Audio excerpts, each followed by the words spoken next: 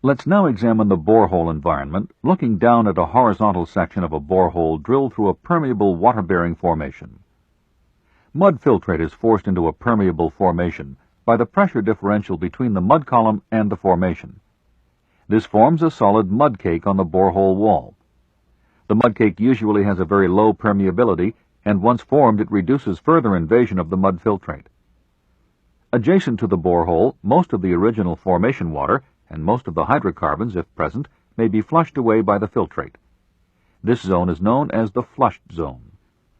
Farther from the borehole, the displacement of the formation fluids is gradually less complete, resulting in a transition zone between mud filtrate saturation and original formation fluid saturation. This zone is known as the transition or invaded zone. The extent of the flushed and invaded zones depends on many factors, including the nature of the drilling mud, the formation porosity and permeability, the pressure differential between mud column and formation, and the time since the formation was first drilled. Generally, very porous and permeable formations are seldom deeply invaded. This is because initial rapid invasion causes an impermeable mud cake to quickly develop. Here we see some common symbols used in formation evaluation.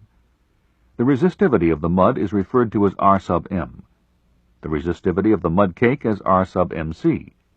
The resistivity of the flushed zone as R sub xo. The resistivity of the mud filtrate within the flushed zone is referred to as R sub mf, and the water saturation in the flushed zone is referred to as S sub xo. Remember, when using these symbols, the flushed zone is referred to by the subscript xo. The resistivity of the transition zone is referred to as R sub I.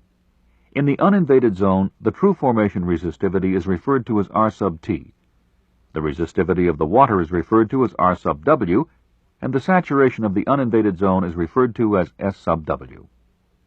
A common case is where a borehole with freshwater mud penetrates a water-bearing permeable formation containing saline formation water. Thus, the resistivity of the mud filtrate, R sub mf, is greater than the formation water resistivity, R sub W. A profile of resistivity outward from the borehole, in this case, shows the presence of mud filtrate, causing a high resistivity in the flushed zone, R sub xo. Resistivity then gradually decreases in the transition zone until it reaches R sub T, the resistivity of the uninvaded zone, which is low due to the presence of saline formation water. The symbol R sub O is used to denote the resistivity of a formation which is 100% water wet. Thus, in this case, R sub T equals R sub O. The resistivities of the mud, R sub M, and the mud cake, R sub MC, are also low compared to the resistivity of the flushed zone. This resistivity profile also assumes freshwater mud, but in this case, the formation is a permeable oil-bearing bed. The resistivity of the flushed zone, R sub XO, is high due to freshwater mud filtrate, as was the case in the previous profile. The invaded zone has a mixture of mud filtrate, formation water, and some residual hydrocarbons. Such a mixture causes high resistivity, in some cases equal to that in the flushed zone. Sometimes in hydrocarbon-bearing formations, the mobility of the hydrocarbon is greater than that of water.